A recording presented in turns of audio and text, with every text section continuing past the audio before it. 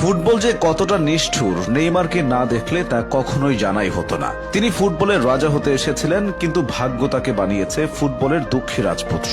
নেইমারকে ছাড়া ব্রাজিল রংহীন, আসলে তাকে ছাড়া ফুটবলটাই রংহীন। নেইমার ইনজুরিতে পড়েন, ফিরে এসে আবার ইনজুরিতে পড়েন, আবার ফেরার চেষ্টা করেন, এভাবেই কেটে গেল 10টা বছর। নেইমার ভক্তরাও শিখে গেছেন অপেক্ষা কাকে বলে, আক্ষেপ কাকে বলে।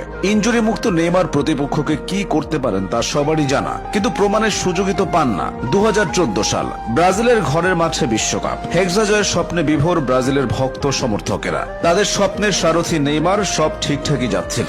কোয়ার্টার ফাইনালে কলম্বিয়ার মুখোমুখি হয় ব্রাজিল। ম্যাচ জিতে সেমিফাইনাল নিশ্চিত করে সেলেসাওরা। তবে অন্ধকার অনিশ্চয়তায় চলে যায় তাদের যুবরাজ নেইমারের ভবিষ্যৎ। ম্যাচ জয়ে সেদিন আনন্দ উল্লাস হয়নি, বরং বিষাদের বর্ষণে ভিজেছিল সমর্থকেরা।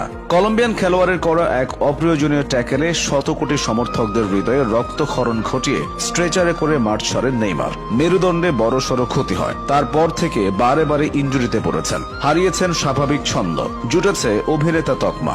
রাজপুত্র থেকে রাজা হওয়া হলো না। নেইমার সম্ভবত বিশ্বের একমাত্র ফুটবলার যিনি কিনা টানা 3টা বিশ্বকাপ ইনজুরি নিয়ে খেলেছেন। 2014 বিশ্বকাপের ভয়াবহতা ভুলে 2018 সালের বিশ্বকাপে এসে আবারও দুঃসংবাদ পান নেইমার। এই বিশ্বকাপে তিনি পুরোপুরি ফিট ছিলেন না। তার উপর প্রতিপক্ষ খেলোয়াড়ের ট্যাকেলের পর বারবার মাঠে ড্রাইভ দেওয়া নিয়েও সমালোচনার শিকার হন। এরপর আসে কাতার বিশ্বকাপ, এবারও ইনজুরির হানা। তবুও ক্রোয়েশিয়ার বিপক্ষে নেইমার সেরাটা দিয়েছিলেন। বারবার প্রতিপক্ষের রক্ষণে ত্রাস ছড়িয়েছেন, গোলকিপারকে কাটিয়ে দুর্দান্ত গোলও করেন। তখন কে ভেবেছিল কয়েক মিনিট পরই আরো একটি দুঃখের গল্প রচিত হবে?